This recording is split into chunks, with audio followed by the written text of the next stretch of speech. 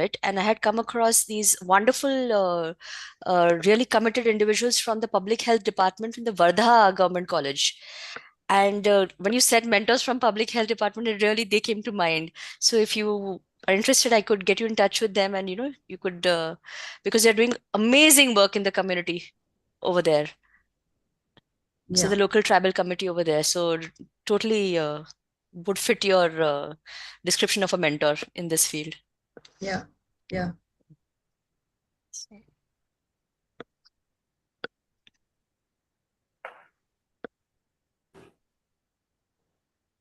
Thanks. So the founder part is very particular about starting it exactly on time, even if like very less people have joined in the start. So maybe in a minute we will start letting in the people in the waiting room, though only 4 5 people are here. And then we will start exactly on time and hope that um, more people will join eventually. We have had around 105 registrations. So that's exciting. Awesome. Hi, Mike. Hi, Mike. Hi, Praveen. Hi, Lindsay. I was muted, sorry. So I'm the only one who doesn't know Mike. Hi, Mike. Hi, Maimuna. Yeah. Okay. Hi.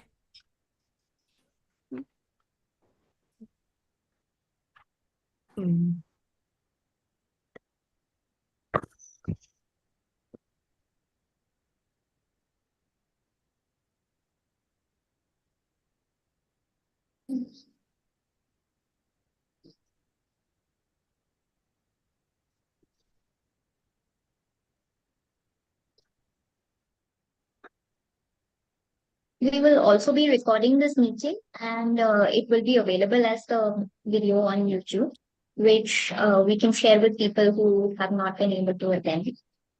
The last forum had around 800 views on YouTube also.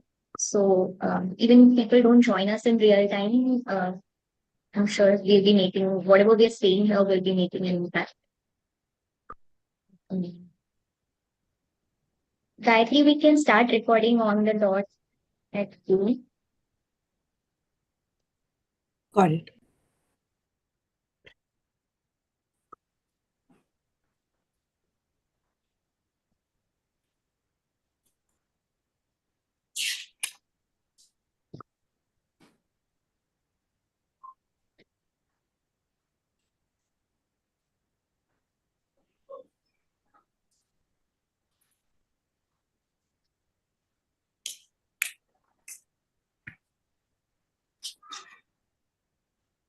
Okay.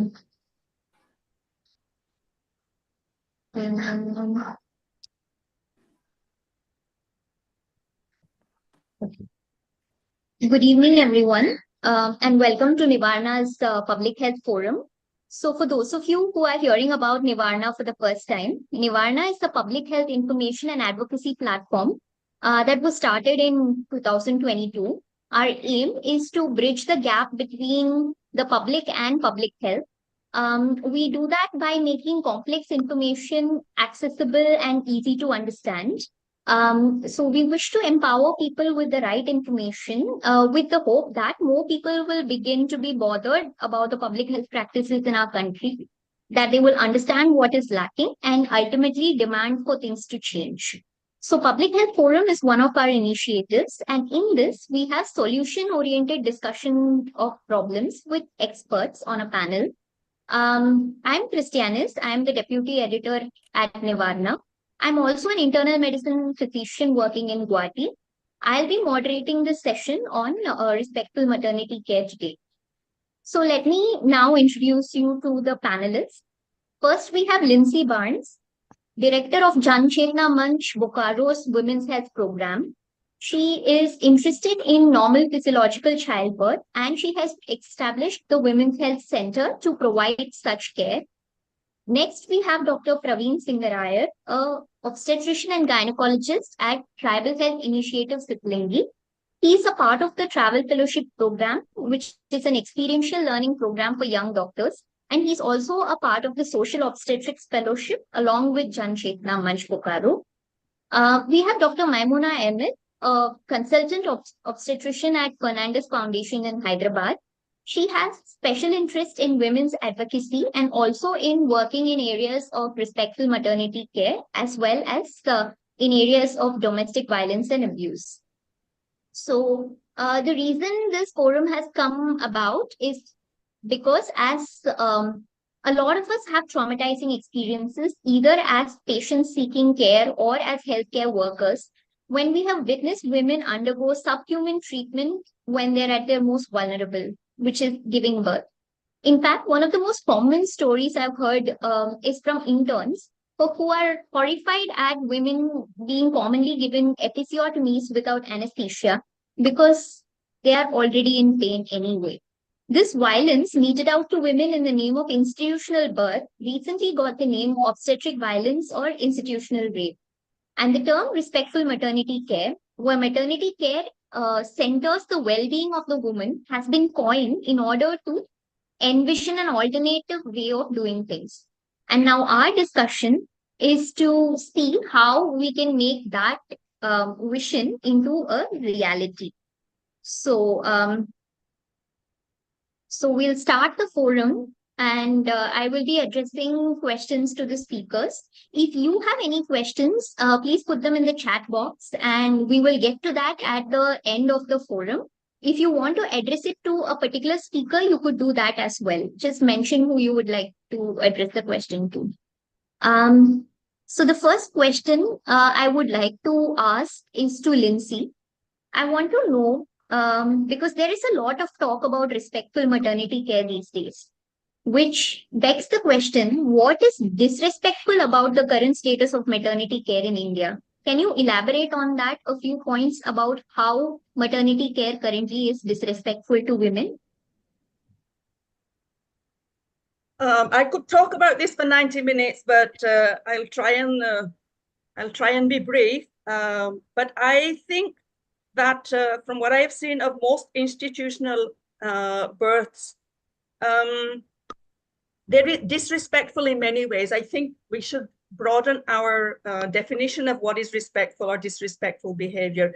Disrespectful behavior doesn't just mean being abusive or violent, which I think the labor rooms are probably the most violent rooms of any hospital, where it seems to be, it's not only acceptable within the medical community that if you slap the women a couple of times and the baby comes out and the baby cries at birth, then everything is forgiven and forgotten. It is not. And I think one of the reasons for disrespectful care and the acceptance of it in labor rooms is because women outside of the labor room in the community and in the villages around us are also not respected. And we are interviewing men at the moment about whether they think it's acceptable that their wives are subject to abuse during childbirth. And it seems to be quite a few men think it's sort of okay.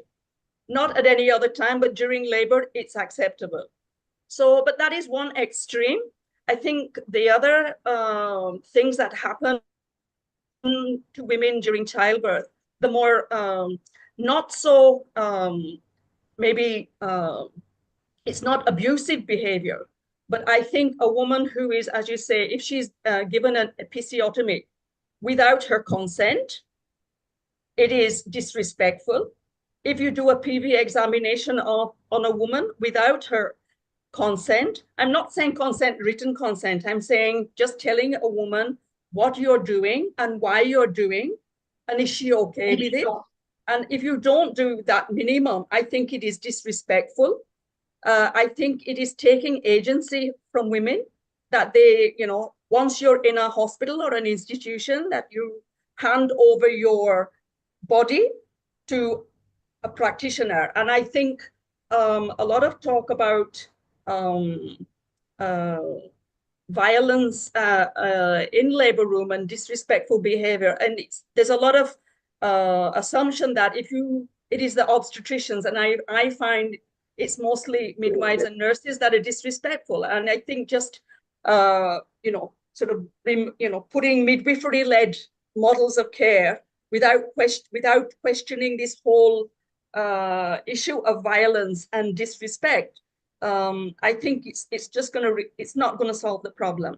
So I think disrespectful care is not just shouting or physically abusing a woman. I think it's much more subtle than that. I think it's even doing an episiotomy and doing cesarean sections, which are not even indicated. There's a lot of medical interventions which are not indicated. There's no evidence for it, but you do it. And I don't know, in any other sphere of medicine, is it acceptable? Because after all, a childbirth is not an illness. They're not patients. This is a normal physiological thing that is happening to a woman, and to treat it as an illness or the woman as a patient, I think we've got to go way back to start addressing those issues. Yeah. So There's also a lot of verbal disrespect that I've heard, and comments which are very disrespectful, and that makes me wonder whether, I mean, I personally have heard things like, if you cannot tolerate the pain, then why did you do it?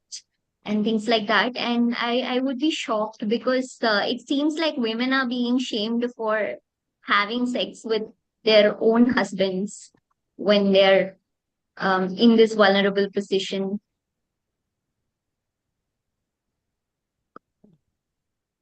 yeah,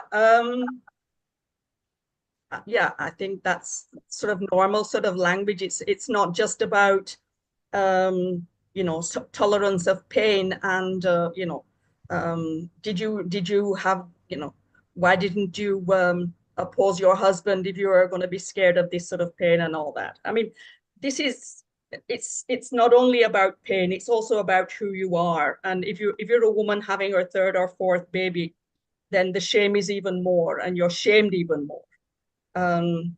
Yeah.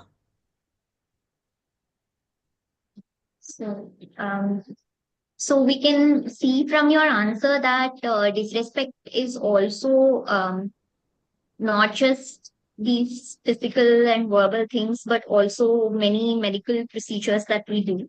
So taking from here, I want to ask Praveen, because eventually, at the end of all this, everybody thinks that though disrespect is there, the care that is being given to the woman is medically correct, right? So, in the end, if the baby is healthy and the mother has no complications, then what is the problem, right? So, however, we do know that there are a lot of outdated delivery practices that are still being practiced in India. So, this is actually a myth. It's not really true that the care that is being given is also medically correct. So I just want to ask Praveen, if there are, do you know of any other outdated delivery practices that are being followed in India? And for example, I've heard and read that routine episiotomies are not recommended even for preemies as standard of care, but they're being practiced in India. So could you elaborate on that, please? Yeah. So before I start, I just want to add one thing, that the outcomes that we are looking at might be very, very different. Like when people say that in spite of whatever we do, we're doing it at the best interest, and the outcomes are pretty okay for the mother and the child. I think it depends completely on the kind of outcomes that we're looking at, rather than the quality of care. So before I start, I would just like to read out a definition of what is a reproductive right according to WHO. So it is the rights of couples and individuals to decide freely and responsibly the number and spacing of their children, and to have the information, education, and the means to do so, and to attain the highest standards of sexual and reproductive health, and to make decisions about reproduction free of discrimination, coercion, and violence. So I think that word coercion is very, very important here, because that is one thing where people tend to overplay. And yes, you're absolutely right that there are many, many outdated obstetric practices that are still being followed. The whole thing, it's not a new generational thing. It's been on for decades. The whole top-down approach of the allopathic medical system is what is leading to all of this. For example, like in the public health facilities, we talk about how privacy is never maintained.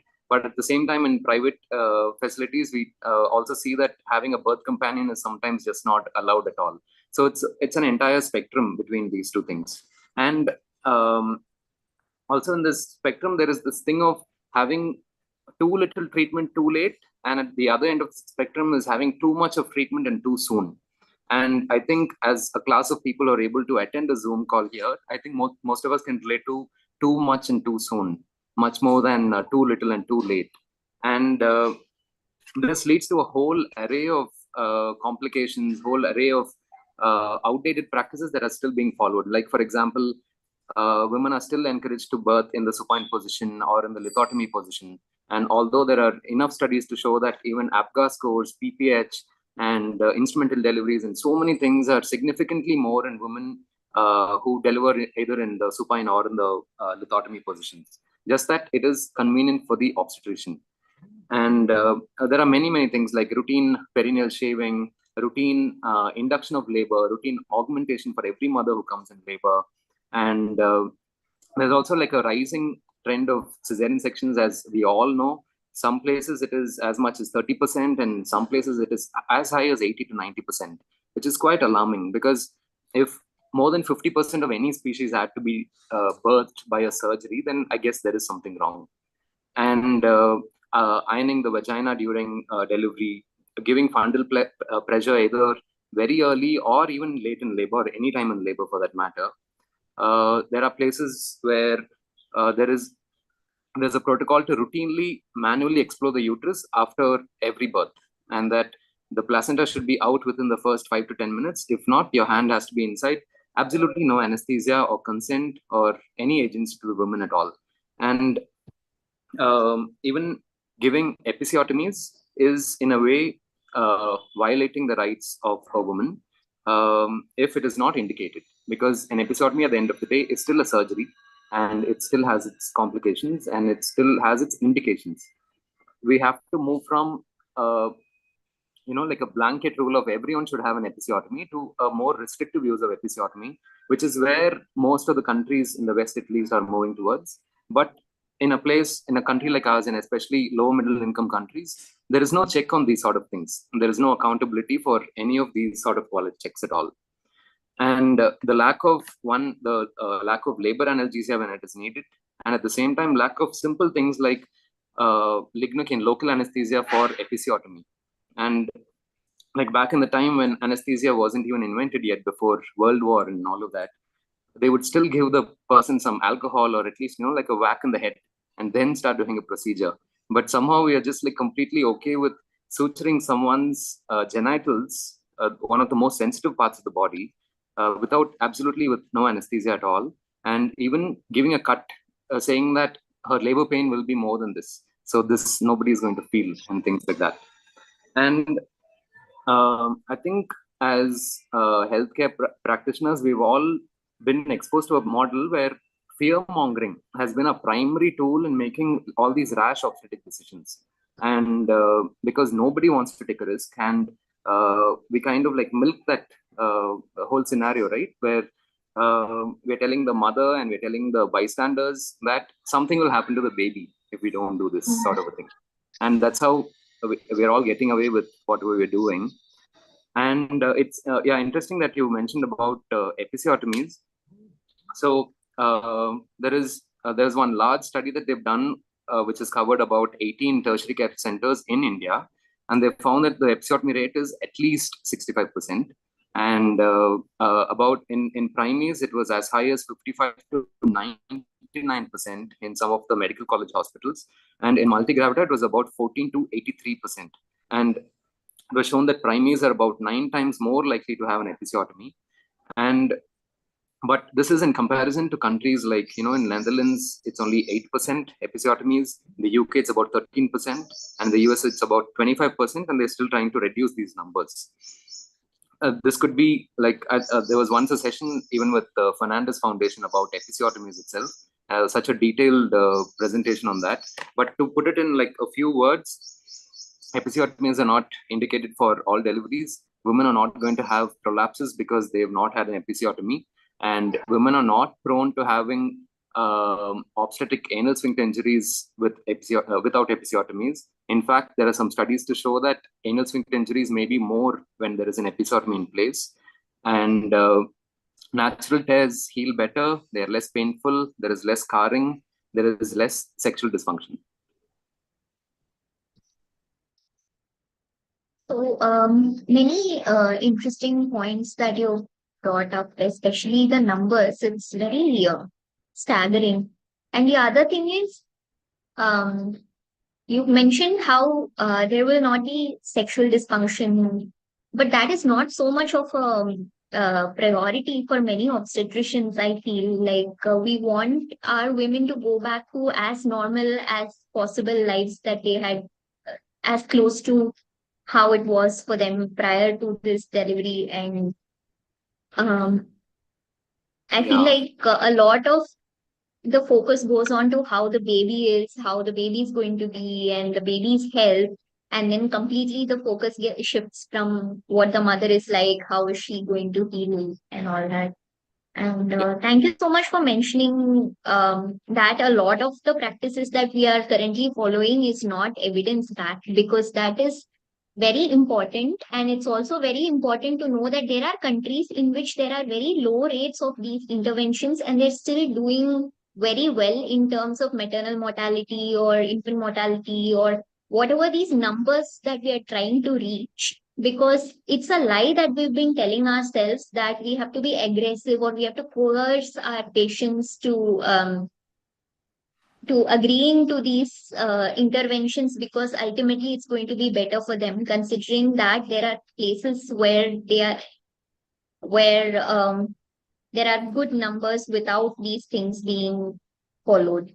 So, saying this, I would like to ask Lindsay about your work with underprivileged women, because I want to know if you think they have some specific vulnerabilities which make them susceptible to this disrespectful treatment. Because I want to know if their position in society, like including their caste or religion or their tribal status, does it affect how they're treated in labor rooms?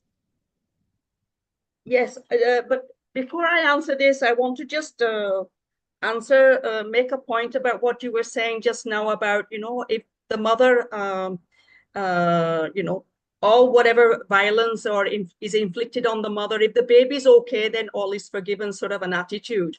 I think many of the interventions that were mentioned by Praveen are harmful for the baby. Fundal pressure is definitely harmful for the baby. Augmentation, induction, all these things are also, even the supine position in labor is also very harmful for the baby. So it's not that, these things are sort of considered okay, like episiotomy and cesareans are sort of accepted as long as you have a healthy baby. I think it's a pick and choose approach, It's fundal pressure. The same doctor or the midwife will be doing fundal pressure as doing an episiotomy as well. So you can't just pick and choose which suits you at the time of day. But about the one of the reasons why women still come to our health center in our village, in spite of it being a very poor area, and the women here would get a free childbirth, almost free in the public health sector, but still they choose to come to our center and pay, which is not a small amount for them, but still in significant numbers they come. And one of the reasons is, and many of them have they visited the public health centers, the primary health centers, the CHCs, and they've had very negative experiences. And they come to our center and narrate their experiences. And I think there's this attitude in public health, the public health sector, is that violence and abusive behavior is okay because you're getting free treatment.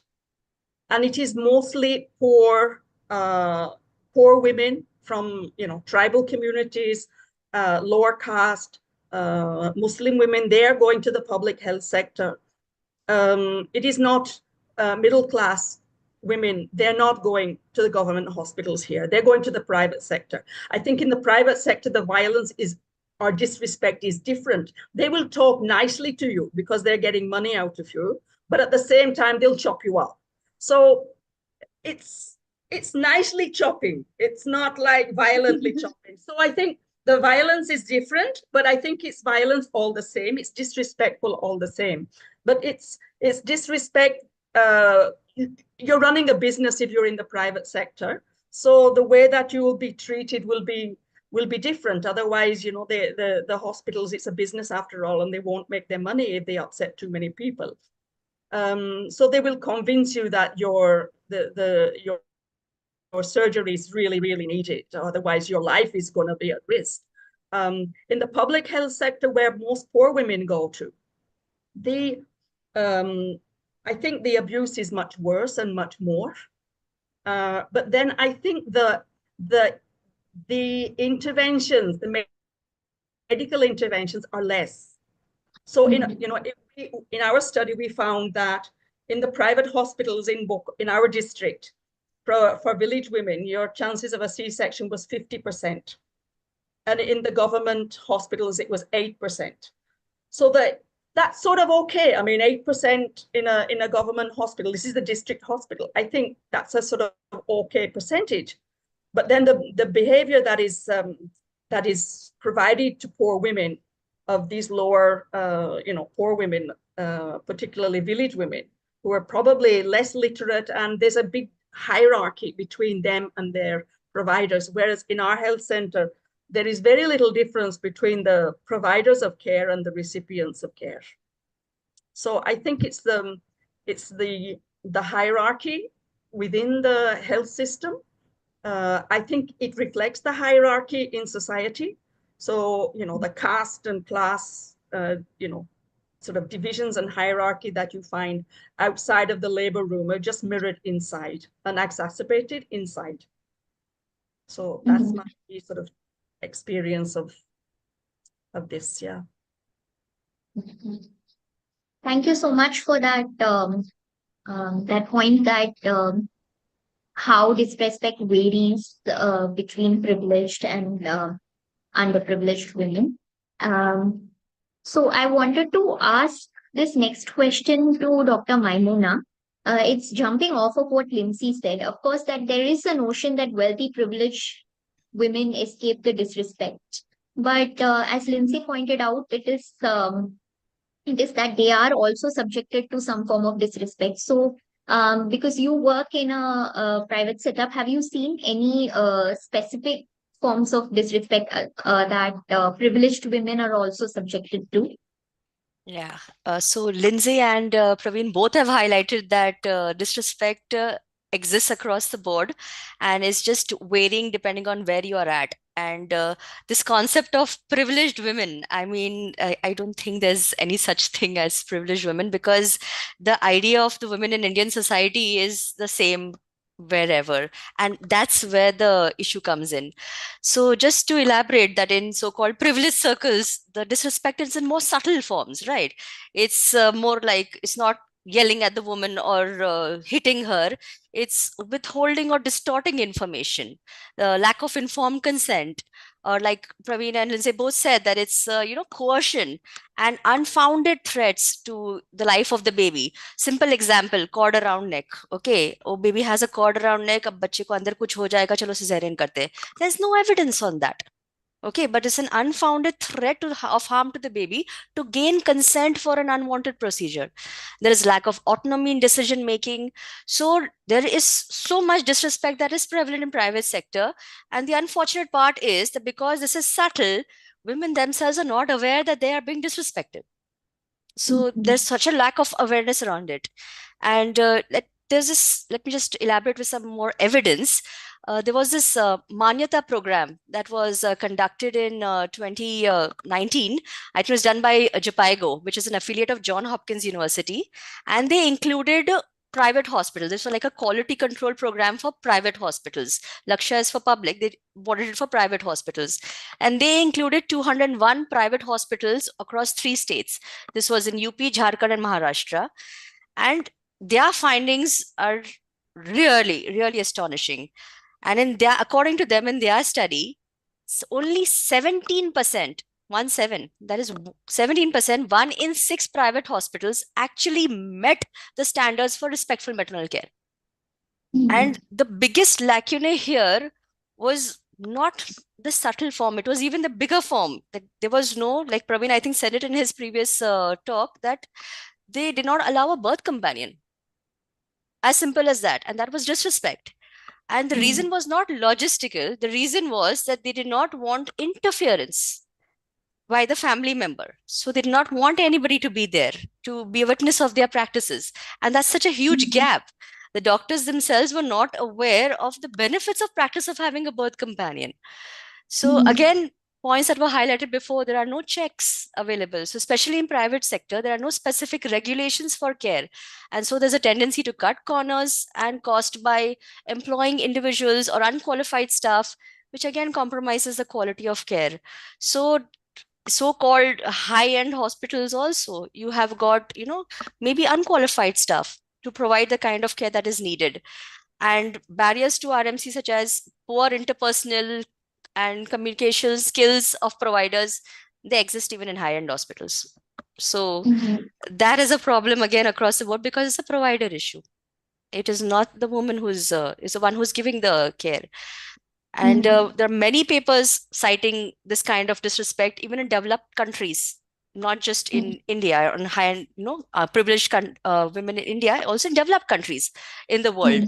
And most of these papers, they cite, just to quote that, what they say is that the healthcare providers take control of the birth and employ routine procedures without including the mother in decision making. And that's disrespect.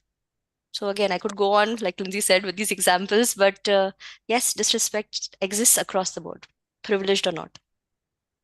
So that was the other thing that I really liked that you said was that what is a privileged woman? All women, no matter what social standing they have, they are a little bit disadvantaged just by being women, which is really true. And I also feel like a lot of comments, like verbal disrespect, kind of points to the lack of agency that these women have. For example, why didn't you stop your husband? Or as if women can prevent marital rape if it happens. Or why did you have another child if you really didn't want to go through this? As if women can say, no, I want to stop with this child. A lot of women actually don't have that kind of power with even in their marital relationships. And so these comments are not just like insensitive, but it also kind of like hits the spot at the vulnerabilities in autonomy that women face in their families. It's like they're being oppressed and then they're being shamed for being oppressed. Another point, again, I would like to highlight over here is that, Praveen spoke about the outcomes. We all said that, it's outcome dependent, right? A lot of people say like, bacha acha hai to theek hai, everything else is forgiven. And we've done a study at Fernandez, and we found that, it's a societal thing, that women who birth male babies, they were much more okay with disrespect than women who birth female babies. So it's like literally like, ladka hua. So it's not just bacha acha hai, ladka hua, to fir sab acha hai. So unless we shift our focus to the birthing mother and not what is coming out of her, disrespect is going to be on the cards. The focus is her only. Yeah. So you have mentioned, and like all three speakers have highlighted the fact that these bad practices are not like translating into good outcomes, like which is what we are excusing things with. So can Praveen tell me what bad maternal and fetal outcomes occur because of these practices? And other speakers also, if you have any experiences or evidence, can add in.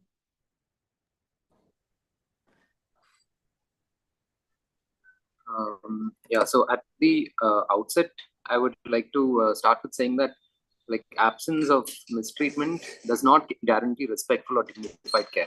It's not just the absence of mistreatment that we are looking at. Yeah. So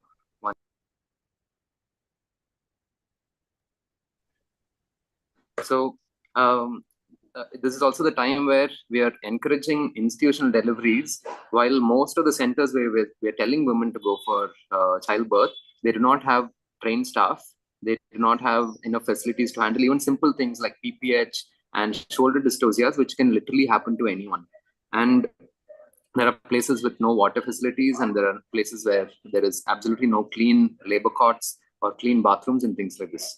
So it is not just at the level of, say, like a doctor to a pregnant woman. It's the whole system which is slightly faulty.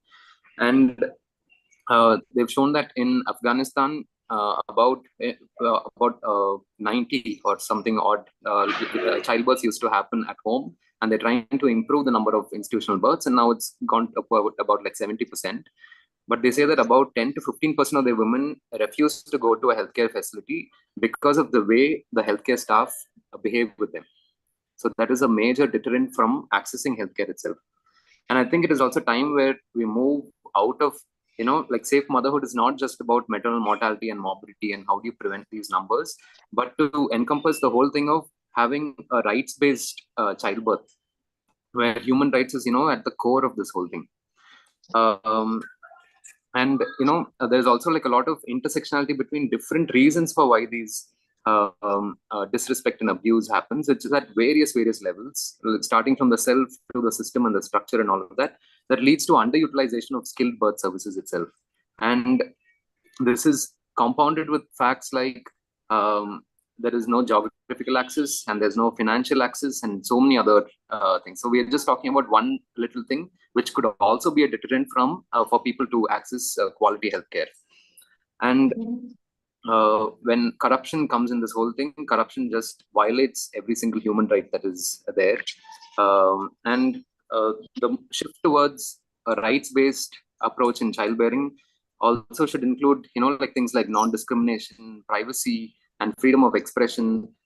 Choose how many children to have, when to have, whether to have, and all the information that is needed. That is what should be available, and not really direct coercion to women. There are some papers, most of them described in the lower middle income countries, about the disrespect and abusive childbirth practices that happen. And they've shown that in countries like Nigeria, it's about 98% of childbirths are abusive. And Peru has 97%, Pakistan has 99.7%. India has, they say, it's about 20 to 100%. I would like to think that it's more closer to the upper number. And it has so many complications that are caused because of these abusive practices. One thing is PPH rates are higher. Physical injuries to both the mother and the newborn are higher in abusive childbirths. And the other psychological consequences, like post-traumatic stress disorders and suicidal ideation, all of these are, the numbers just keep climbing as abusive practices increase. And women find it difficult to form a bond with a child after birth. And there are also consequences in initiation of breastfeeding. So all of this translates to having more neonatal mortalities, and in general, more under 5 mortalities will reduce the life expectancy of your population. And this abusive behavior also reduces, like I mentioned before, healthcare seeking behavior, especially in the lower middle income countries. And women are also less likely to follow up postnatally with a healthcare center if they've been abused during childbirth or during the antenatal period. And this is such a golden period, right? Because in a country like ours, we don't have people coming to hospitals or healthcare centers for any problem they have. They will come to you when they have a complication. And childbirth, that way, pregnancy is considered a time where it's an access, like a window into the community, where it's the only time probably you'll ever get to see a woman in her 20s before she comes to you at 50 with some other complications. So this period is very vital in improving the entire health of the community rather than just childbirth itself. And they've also seen that women who are who received any sort of undignified or disrespectful care during childbirth, they have 3 times more chance of having neonatal complications and twice more chance of having maternal complications itself. And women with complications, they found that were 6 times more likely to be disrespected in childbirth. And this whole thing of the unwanted cesarean sections, right? cesarean sections, it's often seen as the way to, like if you're in a progressive sort of a place with all sorts of equipments and developments, then cesarean section rates has to be high, sort of a thing. While that being said, it has mortality rate, high morbidity rate, high all sorts of complications, because you just can't compare it with the natural process of the body. And the problem is that future generations of doctors, gynecologists, obstetricians are being trained that way. And I think it is just, like a snowballing effect. Disrespect could be seen as I didn't have my rights addressed to having maternal mortalities. Mhm. So I guess that's a lot of numbers to say that that we should not really be thinking that it's all okay. Like just because the delivery got over, there's a baby, the mother is fine.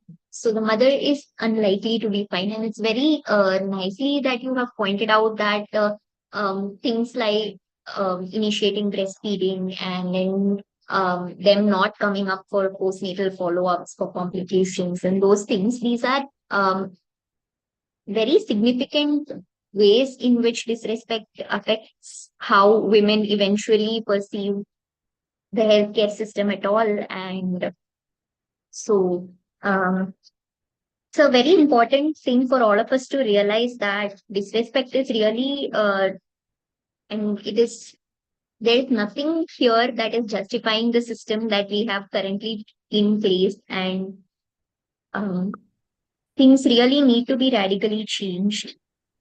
So, saying this and also taking from what Raveen said, like we are pushing women into institutional births, but we're not equipping those institutions with even basic amenities like waters and toilets and such.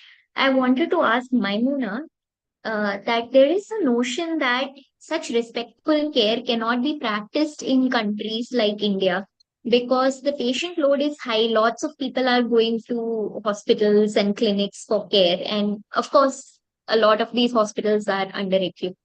So, is that true, or are there ways in which respect can still be given in these settings, like in settings which are resource and infrastructurally challenged?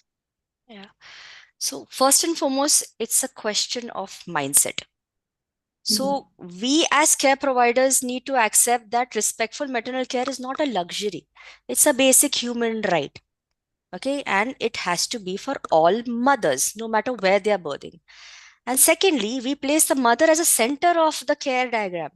Okay, so once she's in the center, we have to do everything for her and keeping her as a center for the decision making.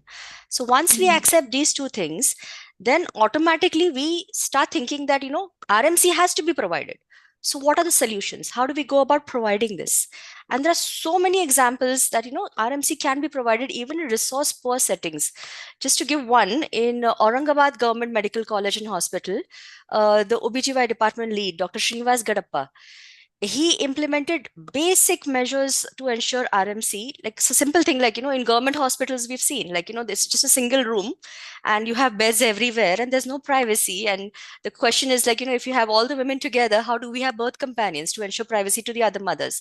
So what he did, he just put a temporary partition, what we have like in the hospital. So temporary partition, a curtain between all the beds that ensured privacy to the mothers, and he could have the birth companions there with the mothers. So a simple thing like that, okay, could ensure privacy, confidentiality, and have the woman with a birth companion of her choice. And in fact, Government of India has recognized his efforts and named this hospital as a model institute for implementation of RMC. There are other examples also. Dr. Venkateshwar Reddy, he's come up with this Matru Samman pants. Okay, they are simple pants. Okay, sort of like a dress that, pant that can be worn by the birthing mother, and it extends from the waist to the ankles with a cutting at the vulval opening to facilitate internal examinations of birth, and which has a flap that covers. So a simple thing like that, okay, it's a cloth which can be cleaned and which can be used, which will ensure her privacy, where privacy is an important issue, that lack of privacy is an important issue. So just a few ways to provide our RMC in resource limited settings. And just, it's like necessity is the mother of innovation, right? And we Indians are masters of jugaad. We proved it time and time again. And the other fact that, the other aspects of RMC, like, following evidence-based practices, improving communication skills, including the mother and family in decision making. Now, these do not require a research risk setting to implement. As simple as that. So there was a study that of what women wanted from their respective maternal care, and to quote what they wanted, that was really very powerful. They said that their expectation was that they wanted a healthcare provider who would listen and understand their concerns, problems, and preferences while providing care with a kind attitude. Now, that's not a very big ask, right? So, a strong leadership commitment for all the stakeholders for RMC, mandatory inclusion of RMC in the training curriculum of undergraduation and post-graduation, mandatory training for healthcare providers. All this can, ensure a culture of respect and accountability. And that can be across all settings, resource rich or resource poor. Thank you so much for mentioning this. I agree with the idea that definitely it's a mindset shift. And I think I was speaking to Praveen and Lindsay also about this at some point, and they were mentioning about how in their centers, disrespect is not tolerated, and how letting people know that acting with disrespect towards birthing mothers, or like acting with disrespect towards patients, will not be tolerated, and also following through on with probably disciplinary measures and making them understand what the ethos of the organization is, the way you've mentioned, is probably very important to ensure that everybody is kind of on the same page. And I think Fernandez Foundation has done a phenomenal job also in ensuring that the institutional ethos towards respectful maternity care is strong and communicated. So, and thank you so much for mentioning about the. It's one of the non-negotiables. It has to be there. Yeah, and I guess that's what's lacking in a lot of institutions, I guess, like a leadership that says that RMC is a non-negotiable, and then we'll take it from there. So now to Praveen, now that we have come to talking about how practices and attitudes are there and in systems, I want to know, how do you think harmful practices and harmful attitudes are sustained in the current healthcare system? Like, how are they passed on to new healthcare professionals? And so, is there any specific ways in which we can break this chain of transmission? And I would also invite other speakers to add on in if you have any thoughts on this.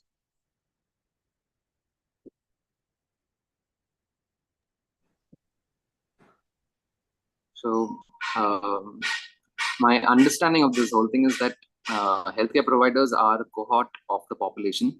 We're not a separate entitled community, and the attitudes that happen, the things that happen in the hospital, the attitudes are quite consistent with other forms of discrimination, as Lindsay mentioned, that happens very widely in our countries.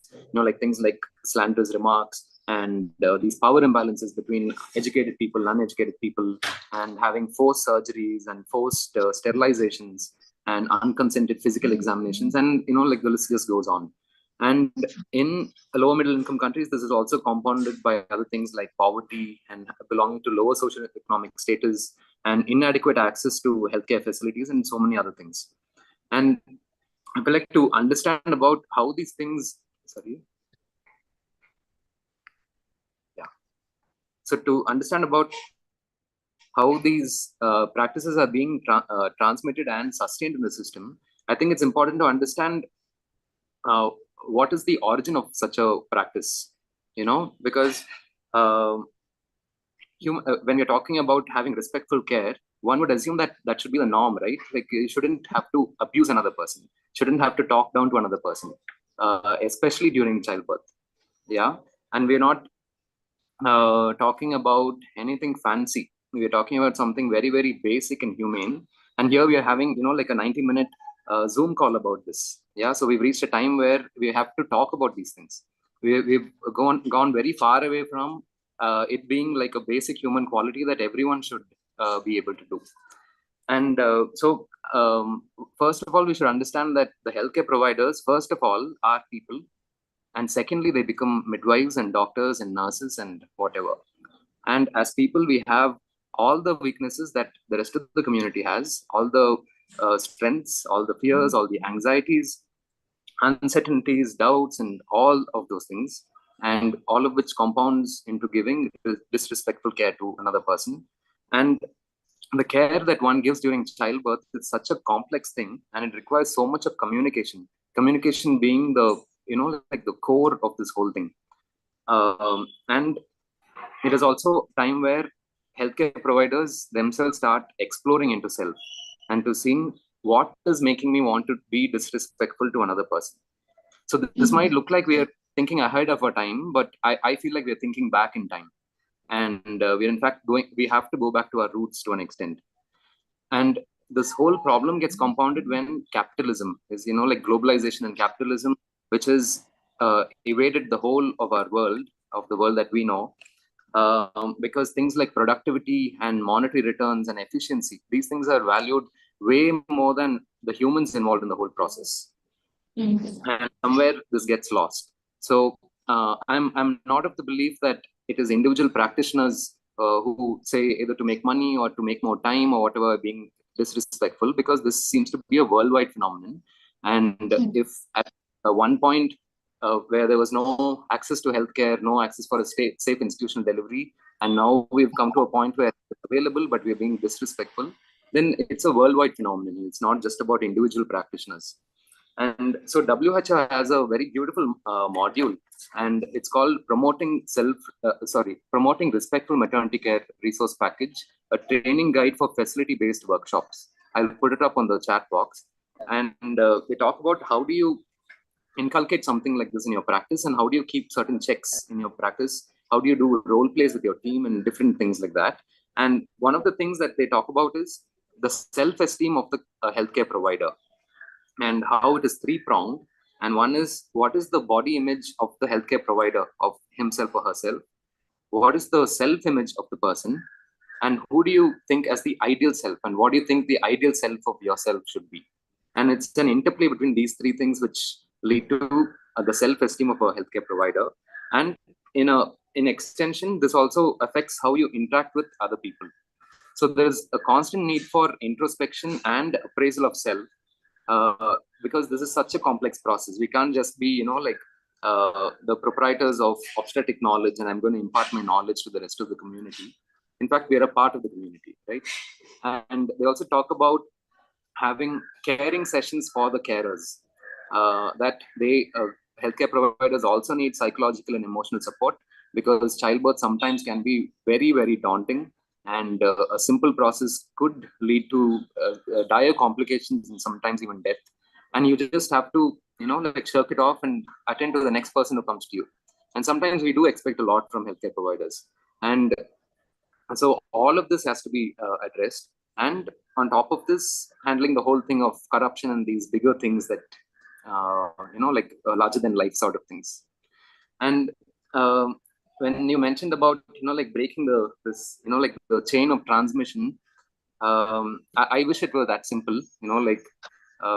Prevent breeding of mosquitoes, so you overturn coconut shells sort of. We haven't done that well either, just saying. Yeah.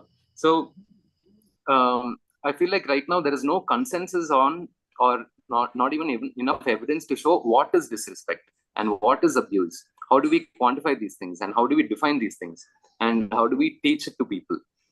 And what is the prevalence of it? What is the impact on it? Impact on the general health of the population, general health of the mother, the child, and all of these things. And there are some policies in most countries which lead towards respectful maternal care, but either they're not adopted, or they're not specific to the population, or they're not translated into what is like the meaningful action that is needed. Because it's the like when we talk about, say, doctors being disrespectful or nurses or midwives, it's these same people who inflict these sort of abuses on pregnant women in the labor room. They may offer a seat to a pregnant woman on the bus. It's not that people hate pregnant women. It is not that people hate having, like pregnant bellies around you. It is just, I feel like it is hatred towards self, because in this system, we are all just mere puppets where there's no individuality and there is no apparent freedom. And we are not making the decisions that we want to make. And as a friend of mine who is a Chinese medicine practitioner, as he mentioned once, it's a whole spectrum between concern and fear. And it's a two-way equation and everything in between this whole thing. And if it was fear of an unpleasant consequence to the mother, it would have translated into concern. But more often, it is the fear of these invisible parties that are around us. Things like litigations, things like the state level and district level mortality meetings, the inspections, or I would call it the harassments by the health system officials. These are the things that are, like propagating this whole thing. And right now, we've reached a point where fear is what guides most of our decisions. And childbirth is no longer seen as a normal process. It is seen as a medical emergency. And it is also being treated like one. And the doctor wants to assume full propriety over the whole entire labor process. And one wants to full control over the whole thing. But we all know that there is very little understanding of the human body that we have, let alone the labor process. Yeah. And even like for simple example, things like the entire normal labor process, how does it actually start? There are hypotheses, but we do not know for sure. And the other disease conditions of pregnancy, like why does abruption happen to some women? Why do some women have stillbirth just like 10 minutes before they've given birth to a baby? And things like this. We don't have explanations for many of these things. Science is still trying to find out the most probable reasons for these things. So to break this entire chain, I think, first of all, the government systems and the private facilities, we need to like define and measure what is abuse, and so that we better understand it, not for any other reason. Because we're also at an age where scientific research papers are, like heard better than human voices. So I think we need to put out such sort of data. And we also need to give back agency to women by the right education and information about childbirth. And women need to know that they have rights. And if you don't tell someone that these things are available, they wouldn't even know that they were disrespected during labor. One would think that this is how it is going to be. And people should know that they have the right to have a birth companion. They have the right to consent for procedures and things that happen in the labor room, and that there are mechanisms to redress in case any of these things are being violated.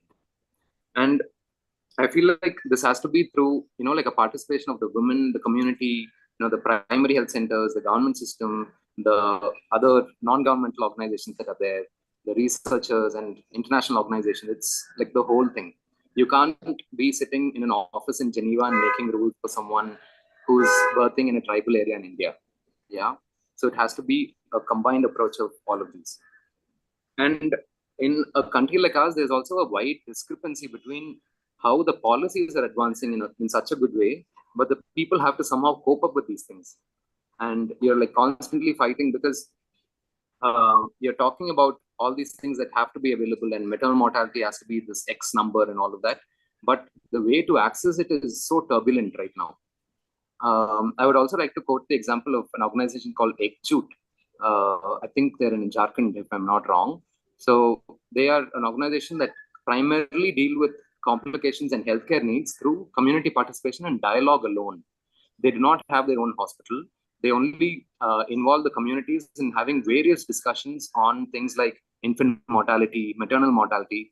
And through the years, in the last 5 years or so, they've shown how they've reduced maternal mortality and under 5 mortality just by having discussions with people and having focus group discussions in the villages.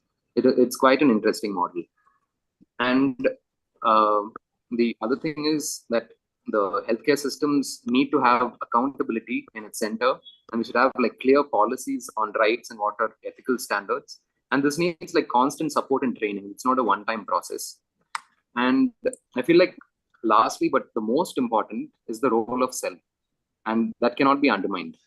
And at the end of the day, every healthcare provider involved with childbirth has the liberty to exercise the humanity that is inside each one of us. And I feel like if it is there, we should exercise it. As simple as that. We can talk about all these systems and structures and all corruption, and that's why I'm not being respectful to mother and all of that. But at the end of the day, the agency is with us. And also the huge responsibility that comes with training MBBS doctors, nurses, postgraduates, and practitioners. One needs to be aware of the power one holds and the responsibility that one holds. I really like how what you said does not really demonize or doesn't make doctors look like they're evil, which is generally the picture that such a discussion eventually paints. I like how you're able to give this compassionate view of like a person who is in a system with lots of things not in their control, but also mentioning that this person needs to take accountability for those things that are in their control, while still mentioning that that there should also be systems in place to take care of the carer, like psychological support and things, which is really nice because a lot of things, as they say, the place where we find ourselves offers the context for our actions, but not necessarily an excuse for our actions. So, in the end, to say that people are people with their own backgrounds and biases and whatnot, and they're not really here out to get or out to really disrespect pregnant women. But then there is a need for introspection. So I really like how it was not like one way or the other. It's a complex and gray thing, and it's important to visualize it as such instead of like, demonizing or whatnot. So, I would Praveen just brought like up to an add to that, Christianis, if that's okay. And yeah, that's Praveen, all. thank you. That was really beautifully put. And just to highlight that point that, that especially us who are in medical colleges, who have the trainees, the junior doctors who are coming up, the future of healthcare providers. I have worked in both government in teaching medical college and now at Fernandez, where we have students. It's the kind of they learn not only from the books, they learn mostly from our behavior and how we act and how we treat women. And in the government hospital, the young ones coming up, seeing that how their seniors are behaving with the mothers, getting away with it, having no accountability, that kind of obviously sets a very wrong example. So us, the healthcare providers who are more in tune with empathy, we need to be champions of respectful maternal care. So once you have champions in every place and you show that, it can be done, and that's the kind of examples you want, and that's how you break the cycle. The more and more newcomers, new students, future doctors, future healthcare providers can see like that, there is another way of doing things wherever you are. So just to add to that point. That's a very interesting and an important point, actually. Like even residents and junior consultants, you can make them have accountability if somebody at the top is saying it's a priority. But what would happen if somebody at the very top is not aligning with values? So it's important for people, the right kind of people, to hold positions of leadership and for them to have very good self accountability to and ethos to guide the whole department. um, Also, Praveen had pointed out that how do we measure disrespect? How do we measure respect? And then, doing that, quantifying that, and then teaching it to people is kind of important. So I think, Maimuna, you're working a on a way to quantify respect and disrespect in these situations. Could you tell us a bit more about that? Yeah, so to evaluate the effect of any program, Okay, so you have quantitative measurement should go hand in hand along with qualitative, and the same goes for RMC. I mean, you have a program, you've implemented it. How do you evaluate it? How do you see that it's going to work? So, qualitative, yes, you have patient interviews and you have feedbacks. That is really important, but a quantitative measure will give an objective assessment, and then that can be used as audits. So, there are already quantitative measurements scales available for RMC, like the Mothers on Respect Index. This is a Canadian scale, and you have the Norwold Abuse Questionnaire.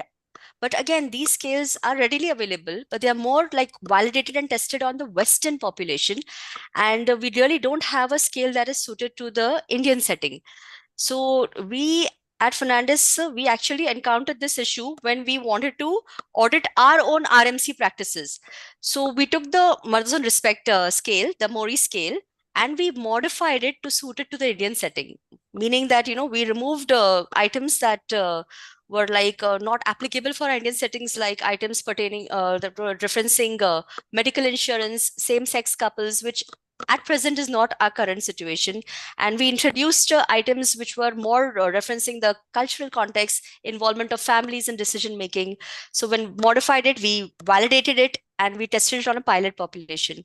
So just to give you an example of how a quantitative measure scale works, so we have, like, for example, our M-Mori scale, the modified Mori scale.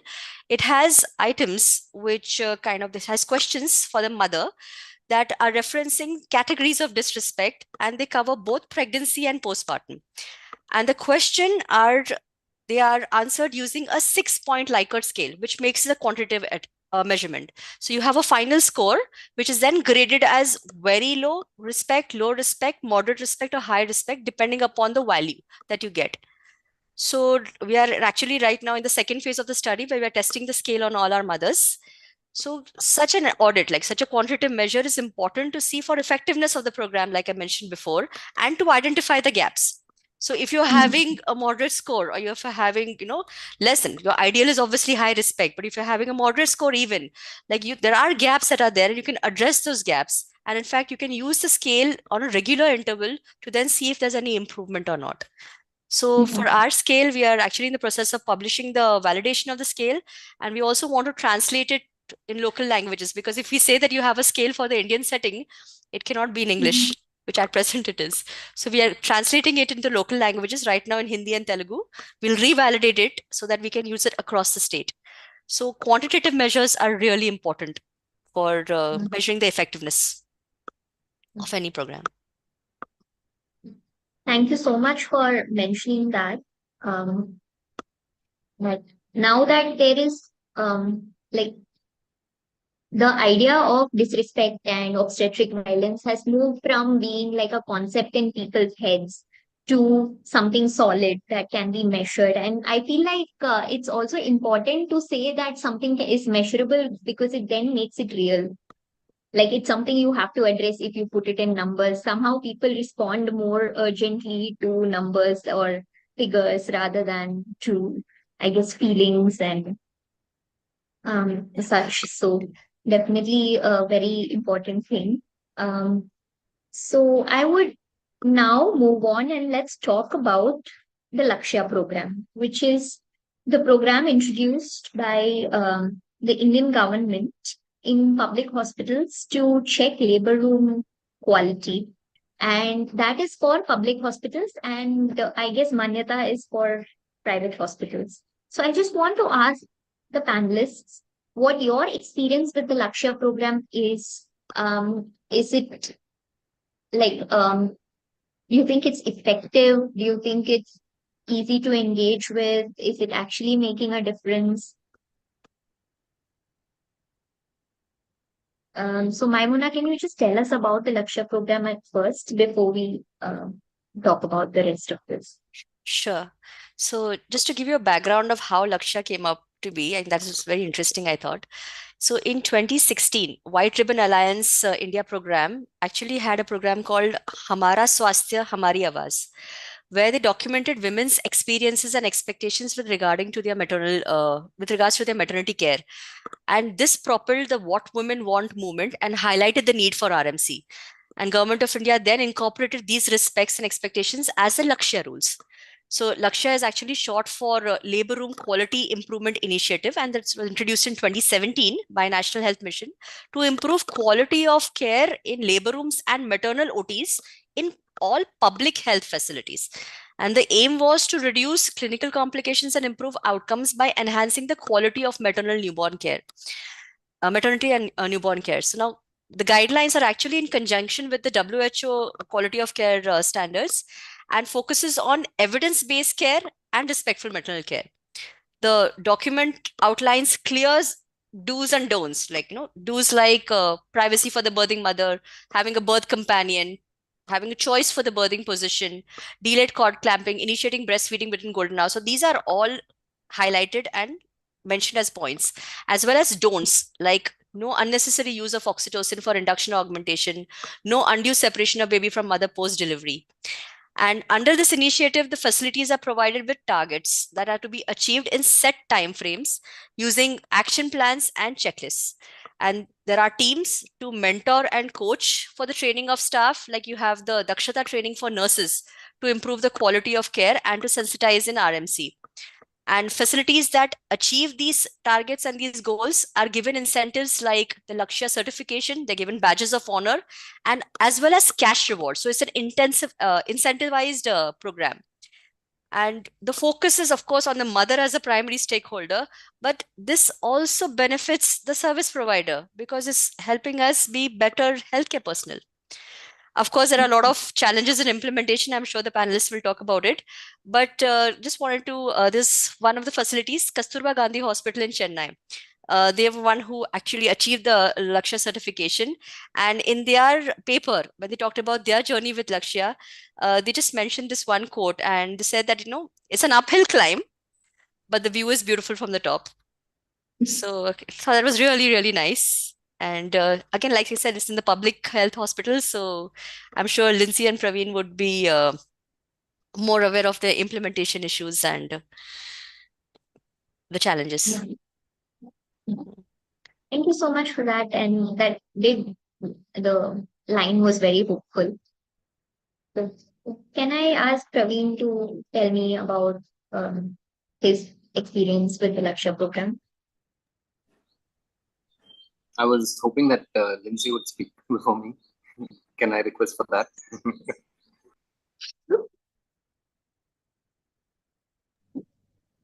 I think in the last meeting, Lindsay told me that they don't work with the Lakshya program. I really don't know about the Lakshya program that much. I only know what the local hospitals, the public health hospitals are like. And I don't believe any data that comes out from the government at all.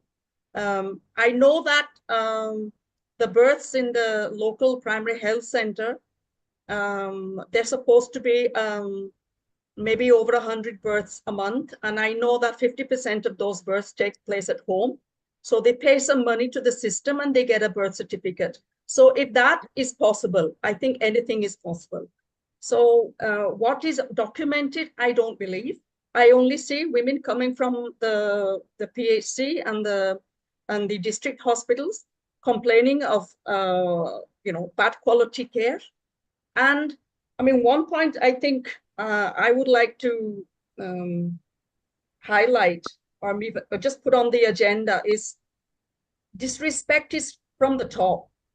It's from the government. I think it is extremely disrespectful to invite people, women, to come and give birth in your hospital when your hospital is not ready.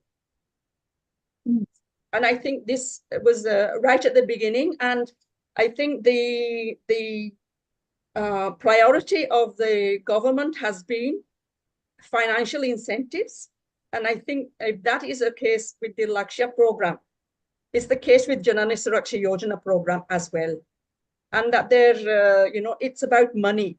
And this financial incentives to women to give birth in public health institutions has been, I see it as a big bribe.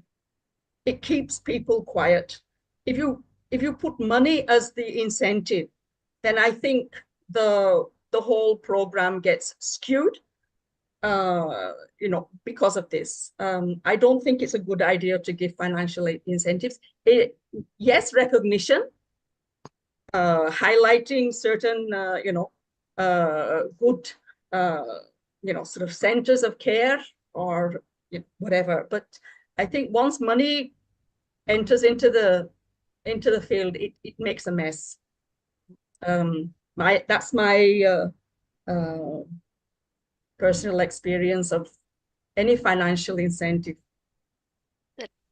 Yeah. But Lindsay, you're right in saying that, that has been actually a documented issue with Lakshya program, that, centers or facilities have gone for getting the certification and the Lakshya initiative, that kind of a thing.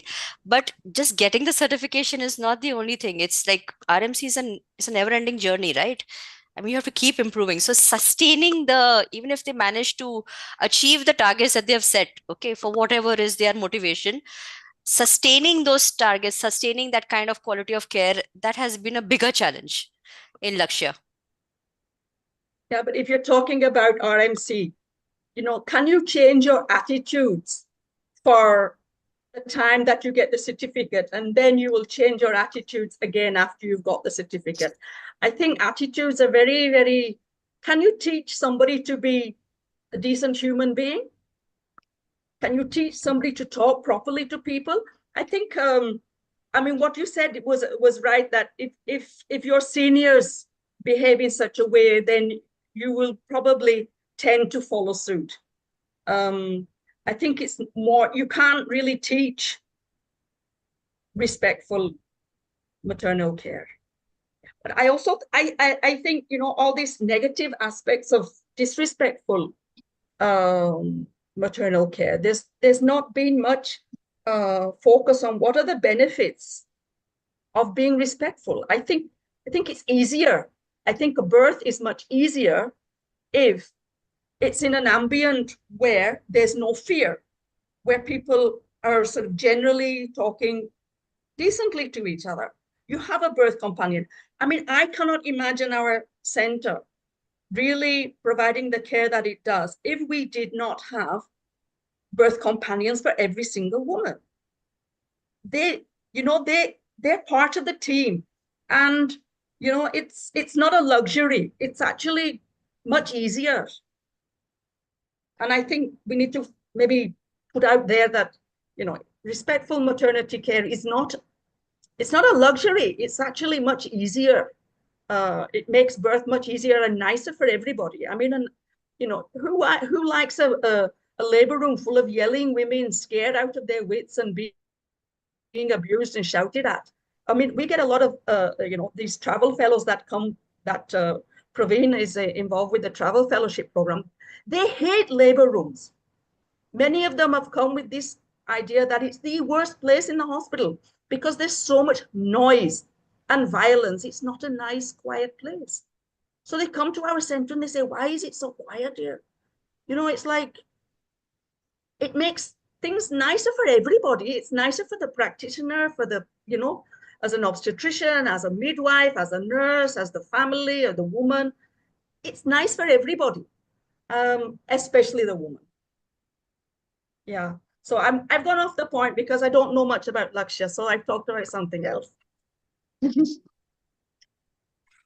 Hey, That is Lindsay, really you can change attitudes, yeah, come on. And we saw our seniors abusing. We didn't go down that path. So yeah, if it's not inherent, it has to be taught. What other option do we have?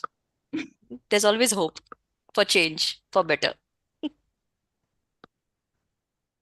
we don't I have think- much, so we have hope. I think women should also be empowered to demand that. One interesting story is we used to take women from our villages to Bokaro General Hospital for sterilization operations many, many years ago. And one of the complaints of the staff and the doctors at the hospital was, these women that have come from Janchetna Manch, we can't abuse them.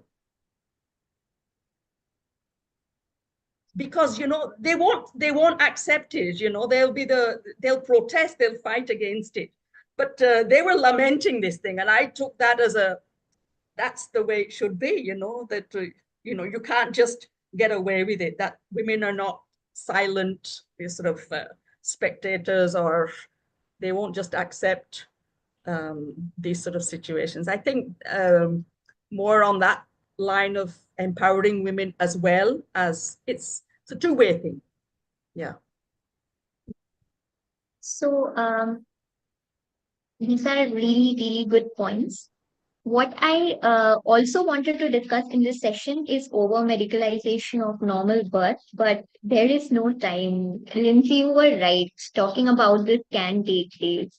It's such a complex and an important topic, and there's so many points of view to consider and so many ways to think about it. So I guess the over medicalization of birth, we can maybe consider talking about it eventually later. So we'll just start addressing questions now. We have 15 more minutes left in the talk. So the first question is addressed to Lindsay. Is there, by Aditi, is there any difference in the neonatal mortality between the government hospitals and the private sector? Yeah, I mean, we recently did a community-based assessment of births, and so we had data of in the last 1 year of nearly, I think, 1,700 births, and we looked at neonatal mortality rates in the private sector, in the public health sector, in our health center, and at home. And the neonatal mortality rates at home, they were the highest, but they were very closely followed by the private sector. There was not that much difference between, in terms of death rates of babies, of the neonatal mortality rates at home. This was something like 6, and it was 6%, and then in the private sector it was 4. In the government, in the public health hospitals, mostly in district hospital, it came down to something like 2, and in our hospital it was something like 1.5 or something like that. I'm just guessing, but it was significant. I was surprised that I was thinking that it would have been higher in the government hospitals and less in the private sector, but there was a significant difference. It was the private sector was the worst, in spite of the fact that 40-70% of the births in the private hospitals were by cesareans. Okay, that's an interesting point. Even I am surprised. I mean, this was for 1 year, so I mean, this is an ongoing. We keep on collecting this data. So next year I'll give you an update. Yeah. So this other thing about Lakya, actually, before moving on to the next question, is it that you get the Lakya certification and then you're done, and then you don't actually have to keep getting it every year? What do you think, Maimuna? How does that work? So right now, because the program, they are still in that implementation phase, they are more focusing on the certification part of it. They do have the system where it has to be a continuing process, but they are still struggling with the implementation. And the problem with Lakshya has not been a uniform implementation across all of India. Some states are having it. There are some states who don't have the Lakshya guidelines, especially the Northeast for example, in Meghalaya. So they are still in that first phase. But in the plans on paper, yes, it's supposed to be a continuing process. Thank you. So the next question is from Sayantan, and it's not addressed to a particular panelist, so anybody can take it. He's asking, is there a difference between disrespect and indignity, or are these terms being used interchangeably in this context? May I address that? So, in the definition of respect for maternal care by all the international bodies, they've actually used both the terms together, respectful care and dignified care. So I guess over here, there would be an overlap in the definition, and both would be included as a part of this. They wouldn't be interchangeable. They would be as the same part of the same spectrum. I hope that answers the question. Michael says, Praveen mentioned the effect of disrespect on maternal child bonding, and I'm wondering if that might be the tip of a huge iceberg of all sorts of subsequent interpersonal problems throughout life.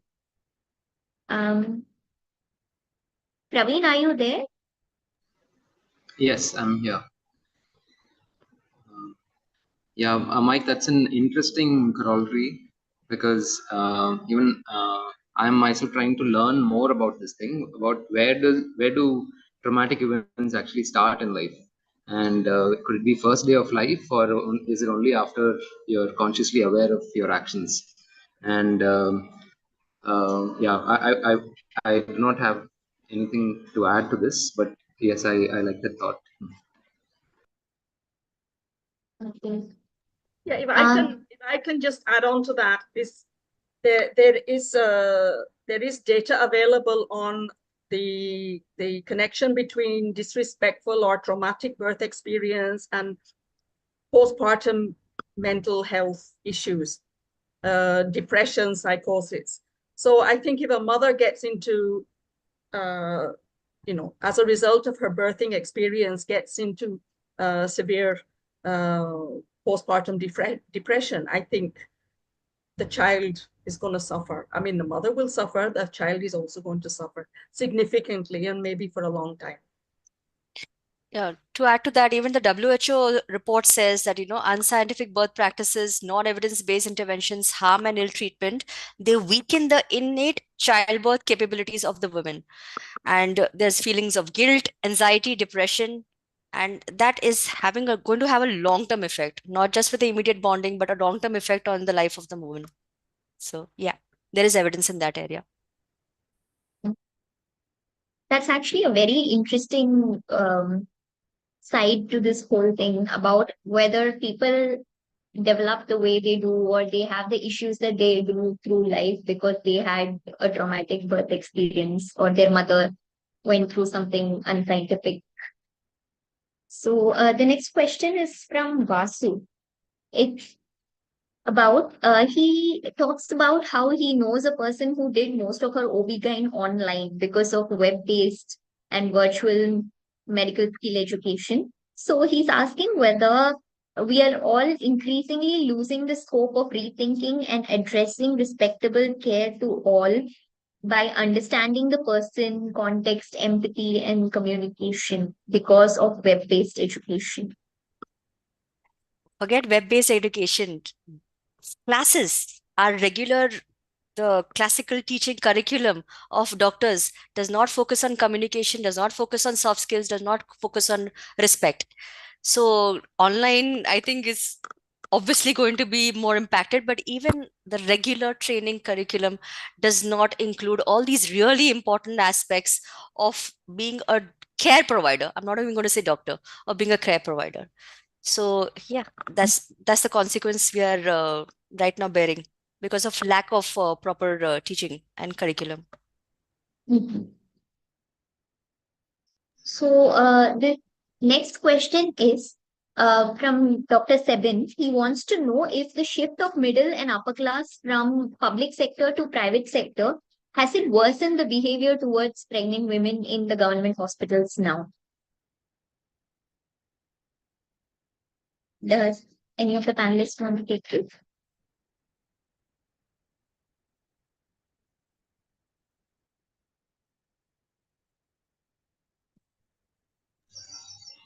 Okay, I'll respond.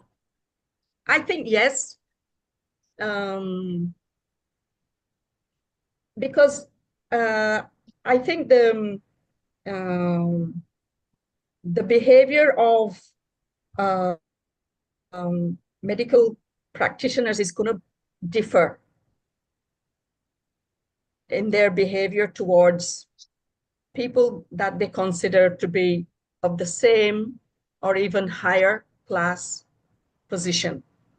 And then it would be very, I mean, in a hospital setting, if you have somebody who is relatively well off and higher class, and say a tribal non-literate woman on the other hand, I mean, I have seen it that doctors and nurses do behave differently, even within the same institution.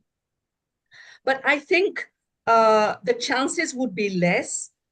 And I think also that the family would also notice you are talking differently to this person than to me. So I think maybe then, as I think Praveen said, that, I mean, in our area, we are dealing with women who were the first generation to have gone into a hospital for a childbirth. So their mothers didn't had all home deliveries. We've gone from 95% home deliveries to 95% institutional delivery in our area in one generation. So what is quality of care? How do you behave? How do you talk to people? I think if you have, if it was not that the public hospitals were just for poor people, then I think it would be, I think poor people would get the benefit of that.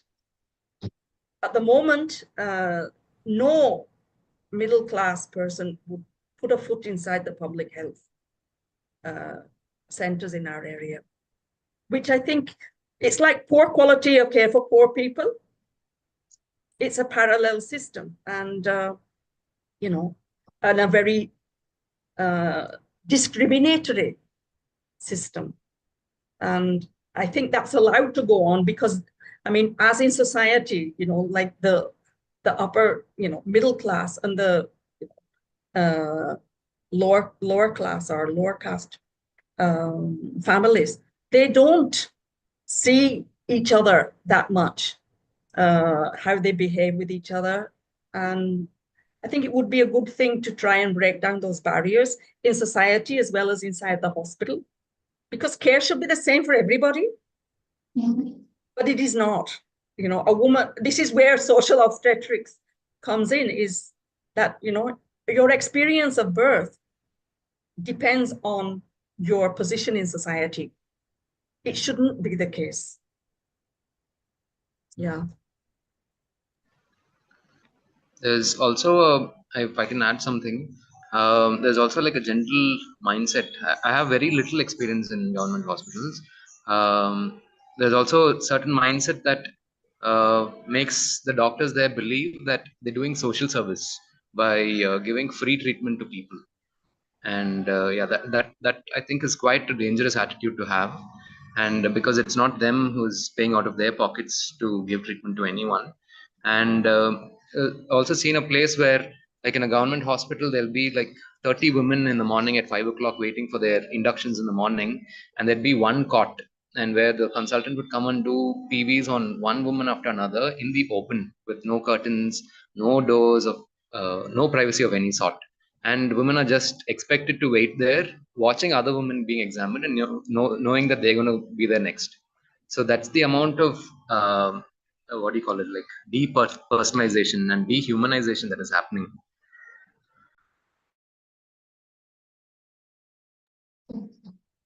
I used to always believe that politicians and public servants should access any care or education from the public health system and public education system. I've been told that it's quite a radical thought multiple times. But I really feel that now that, again, the middle class has also shifted into seeking private care, it's become like that public hospitals are only accessed by the most disadvantaged and the most underprivileged people. And so I really do feel that people then end up like, treating them in ways where, because they feel like there may not be repercussions.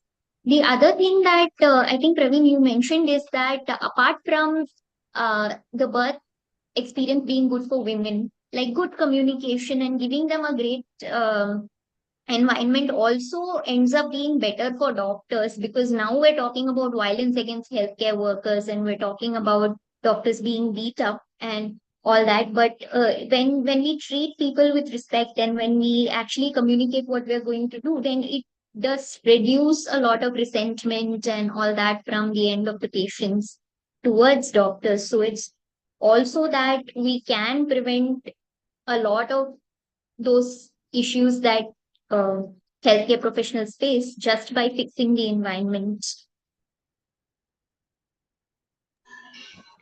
Yeah, I completely agree with your thought. So the model where that I have seen was developed by Dr. Lalita here at Tribal Health Initiative. The whole antenatal and intrapartum and the entire thing was that everything has to be communicated with the mother firstly, and then with the bystanders also. And for example, so that way you're ensured that you're communicating at least every 4 hours. If you're doing a pelvic examination every 4 hours, and any decision that you make and anything that might indicate towards a future complication, you prepare them right from the beginning for it, so that it shouldn't look like you've completely neglected the mother throughout labor, and that you're just telling them about the complication that's happened, or now there is some bleeding and we have to do a surgery and things like that, and which is what generally leads to some sort of dissatisfaction from the bystanders and the mothers themselves, and constant communication with people about the whole process that's happening, because many of the new mothers actually have no idea about what is going to happen at the end of this process, and to just walk them through it and be with them throughout the process itself cuts down things like litigations and aggression towards doctors, is what I feel. And the other thing, when Lindsay was talking about how it is easy to be respectful to another person and have a nice congenial environment, I would like to quote about a quote from my experience during my postgraduate days, where it was toxic hierarchy, which was thrust down everyone right from the first day of post graduation till the end of 3 years, and it felt like that was the easiest thing to do, and because that was the least time consuming thing. If you have to be nice to people, it takes time.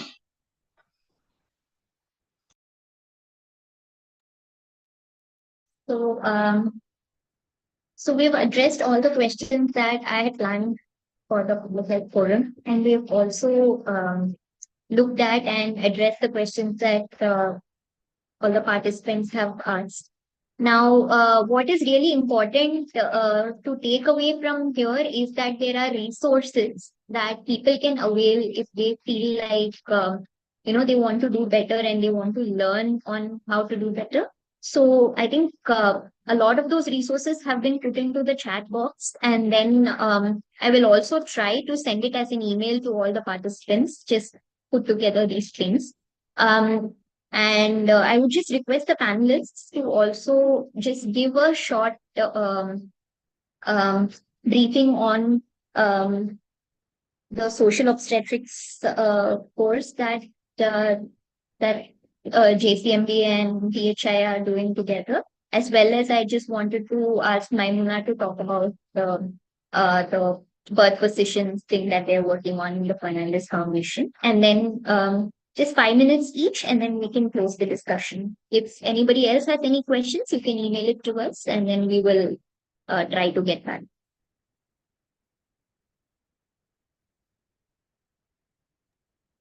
Yeah, the social obstetrics fellowship that we have launched recently, the details you can find on our website, and it is a partnership between Janchetna Manch and Tribal Health Initiatives in Citilingi. And Praveen is one of the mentors, and I'm another one. And we have another senior obstetrician, Dr. Jyoti Oni. She's the third one.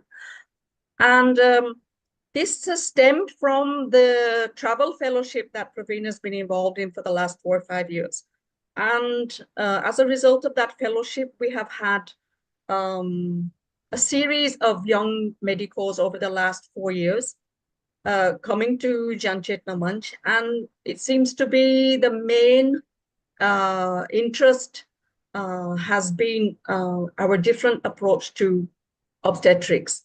And so building on that, we decided that rather than the usual 2, 3, maximum 4 months that the travel fellows come, we felt that it would be more beneficial for us and for them that it could be extended to 6 months.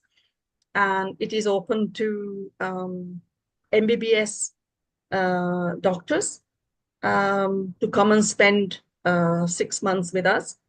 And it's not really so much about acquiring skills, obstetric skills, but it is more about, as you can say, the softer skills of obstetrics, the social determinants of health, that a woman is You know, if you sit in an OPD and you give advice to a woman, she can't follow for various reasons. So it's connecting, it's seeing the woman not only as an individual in your clinic, but it's also seeing a woman in her community, in her village, in her family, and how those things are impacting her health and what we can do as a provider to try and mitigate some of that. So this is I think, in essence, what the Social Obstetric Fellowship is all about. Yeah. You want to add on to that, Praveen? No, not really.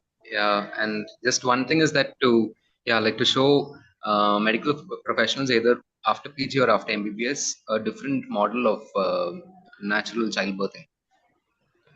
Yeah, some unlearning from the obstetrics that we're exposed to in medical colleges.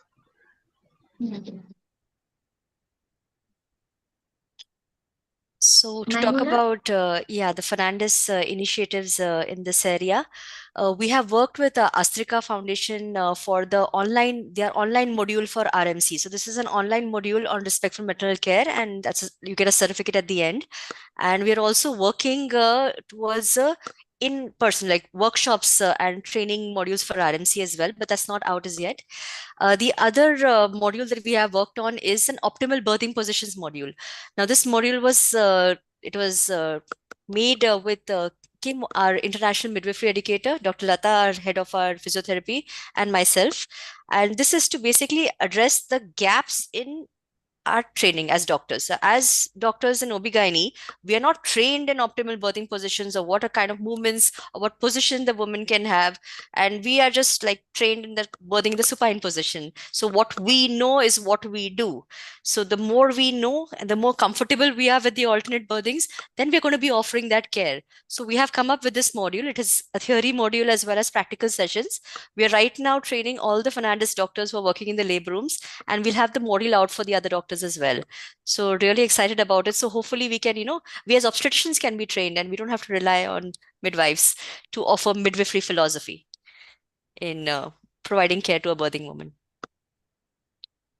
So This is very interesting because we know that there are people out there who are generating information that will help us do better.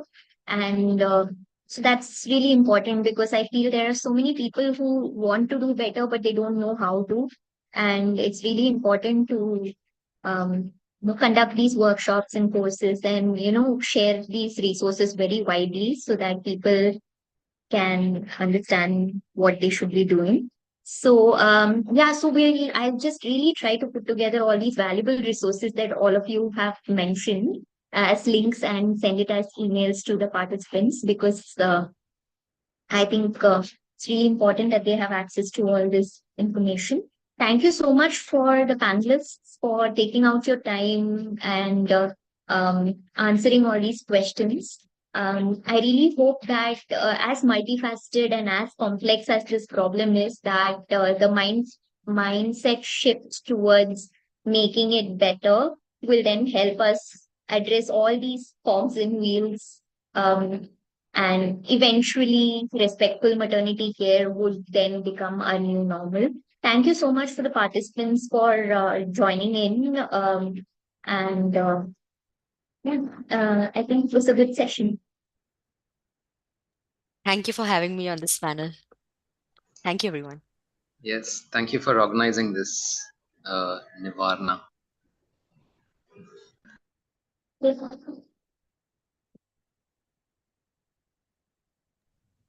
Have a good rest of the evening, everyone.